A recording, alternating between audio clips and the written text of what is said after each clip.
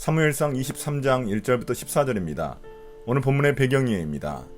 이제 사울과 다윗의 쫓고 쫓기는 긴박한 추격전이 벌어집니다.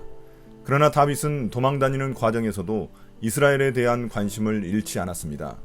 이스라엘의 그일라 성읍이 블레셋에게 침략당한 사실을 알고 그들을 구원하러 출동하려 했습니다.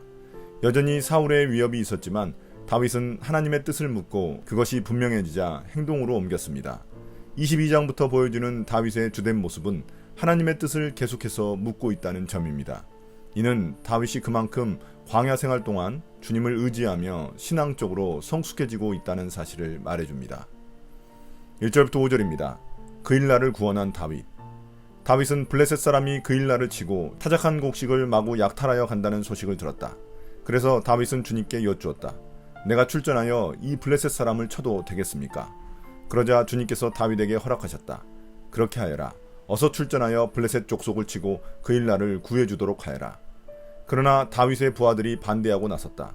우리는 여기 유다에서도 이미 가슴을 졸이며 살고 있는데 우리가 그일라로 출전하여 블레셋 병력과 마주친다면 얼마나 더 위험하겠습니까? 다윗이 주님께 다시 여쭈어 보았다. 그런데도 주님께서는 똑같이 대답하셨다. 너는 어서 그일라로 가거라. 내가 블레셋 족속을 너의 손에 넘겨주겠다. 그래서 다윗이 그일라로 출전하여 블레셋 사람과 싸웠다. 결국 그들을 쳐서 크게 무찔렀으며 블레셋 사람의 집 짐승들을 전리품으로 몰아왔다. 다윗은 이렇게 그일라 주민을 구원해 주었다. 다윗은 블레셋이 그일라를 쳐서 곡식을 약탈해 간다는 소식을 듣자 블레셋을 치러 나가도 되는지 주님께 묻습니다. 그일라는 블레셋과 인접한 지역의 마을이라 침략을 자주 당했습니다. 다윗은 주님께 허락을 받은 후 블레셋과의 전쟁에 나서려 합니다. 그러나 그의 부하들이 막아섰습니다. 여전히 사울에게 쫓기고 있는 마당에 블레셋과의 전투는 너무 위험하다는 것입니다. 다윗의 부하들이 군사 출신이 아니었기 때문에 더욱 위험한 일이었습니다. 다윗이 듣기에도 타당한 조언이었지만 다윗은 다시 한번 주님의 뜻을 확인한 후 출전하여 그일라를 구합니다. 이처럼 다윗은 모든 일에 먼저 하나님의 뜻을 아는데 주저하지 않았습니다. 그러나 부하들의 말도 무시하지 않았습니다. 그럼에도 불구하고 하나님의 뜻이 분명하면 반드시 순종하려고 했습니다. 또한 원래 그일라를 구하는 일은 이스라엘의 왕인 사울이 해야 하는데 다윗이 왕으로서의 실질적인 역할을 하고 있다는 것을 알 수 있습니다. 벌써 하나님이 보시기에 이스라엘의 왕은 사울이 아니라 다윗인 것입니다. 6절부터 12절입니다. 그일라를 떠난 다윗. 아히멜렉의 아들 아비아달은 그일라에 있는 다윗에게로 도망할 때에 에봇을 가지고 갔었다. 한편 다윗이 그일라에 들어왔다는 소식이 사울에게 전해지니 사울이 외쳤다. 이제는 하나님이 그자를 나의 손에 넘겨주셨다. 성문과 빗장이 있는 성읍으로 들어갔으니 도간에 든 쥐다. 그래서 사울은 군대를 소집하여 그일라로 내려가서 다윗과 그의 부하들을 포위하게 하였다. 다윗은 사울이 자기를 해치려고 음모를 꾸미고 있다는 사실을 알고서 제사장 아비아달에게 에봇을 가져오게 하였다. 다윗이 하나님께 아뢰었다. 주 이스라엘의 하나님, 사울이 나를 잡으려고 그일라로 와서 이 성읍을 멸망시키기로 결심하였다는 소식을 이 종이 확실하게 들었습니다. 그일라 주민이 나를 사울의 손에 넘겨주겠습니까? 이 종이 들은 소문 그대로 사울이 내려오겠습니까? 주 이스라엘의 하나님, 이 종에게 대답하여 주십시오. 주님께서 대답하셨다. 그가 내려올 것이다. 다윗이 다시 한번 여쭈었다. 그일라 주민이 정말로 나를 나의 부하들과 함께 사울의 손에 넘겨주겠습니까? 주님께서 대답하셨다. 넘겨줄 것이다. 22장에서 노베 제사장들이 모두 몰살을 당했는데 그때 유일하게 살아남은 아비아달이 다윗에게 도망쳐 왔습니다. 그때 그는 대제사장의 복장인 에봇을 가지고 왔습니다. 그때부터 다윗은 아비아달을 통해서 하나님의 뜻을 물었습니다. 대제사장의 복장인 에봇에는 우림과 둠밈이라는 제비뽑기용 돌이 들어있어 그것을 통해 하나님의 뜻을 분별하곤 했습니다. 한편 사울은 다윗이 그일라에 있다는 첩보를 받고 하나님이 자신에게 다윗을 붙여주셨다며 다윗 부대를 포위하려 했습니다.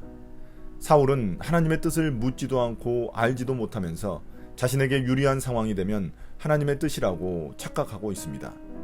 한편 사울이 자신을 포위하려 한다는 첩보를 들은 다윗은 먼저 하나님께 묻습니다. 다윗은 사울이 자신을 잡으려고 그일라를 완전히 진멸할 것이라고 생각했습니다. 그래서 그일라 사람들이 이러한 사울의 위협과 보복이 두려워 자신을 배신하고 사울에게 자신을 넘길지 여부를 주님께 물었습니다. 다윗은 2번이나 주님께 물으며 신중한 결정을 내리려 합니다. 13절부터 14절입니다. 다시 광야로 간 다윗. 그래서 다윗은 600명쯤 되는 부하를 거느리고 그일라에서 벗어나 떠돌아다녔다.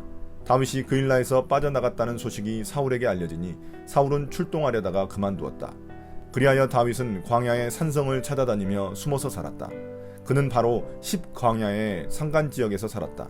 그동안 사울은 날마다 다윗을 찾았지만 하나님이 다윗을 사울의 손에 넘겨주지 않으셨다. 이제 다윗은 주님께 물어 사울의 계획을 알게 되자 자신의 부하 600여 명을 데리고 그일라를 벗어나 또다시 떠돌아다니게 되었습니다.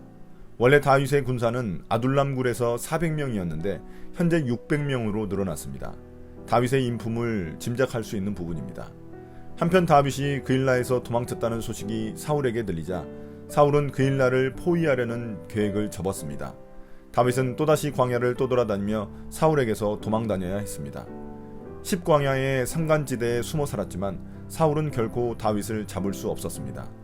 하나님이 다윗을 보호하셔서 사울의 손에 넘겨주지 않으셨기 때문입니다. 이는 다윗의 운명은 사울에게 달려있는 것이 아니라 하나님께 달려있는 것임을 보여주는 것입니다. 오늘의 묵상 포인트입니다. 첫 번째, 하나님은 누구신가? 하나님은 자신의 뜻을 알리시기를 주저하지 않으십니다. 다윗은 모든 일을 스스로 판단하지 않고 하나님께 계속해서 묻고 있습니다. 다윗이 그만큼 영적으로 더욱 성장하고 있다는 증거입니다. 우리는 얼마나 일상 속에서 하나님의 뜻을 묻고 있습니까? 두 번째, 우리에게 주시는 교훈은 무엇인가? 사울은 자신에게 유리하게 상황이 돌아가면 마치 하나님의 뜻인 양 판단하고 있습니다. 그러나 다윗은 자신에게 불리한 상황일지라도 하나님의 뜻을 먼저 묻고 판단했습니다. 우리는 내게 불리할지라도 주님의 뜻이라면 행동할 용기가 있습니까? 나의 상황보다 주님의 뜻이 먼저입니까? 오늘의 기도입니다. 주님, 내 뜻이 마치 하나님의 뜻이라고 착각하지 않게 해주십시오. 주님의 뜻에 내 뜻을 맞추기 위해 기도와 말씀에 집중하는 하루가 되게 해주십시오. 어떠한 상황에서도 주님의 뜻을 묻는데 주저하지 않게 해주십시오. 예수님 이름으로 기도드립니다. 아멘.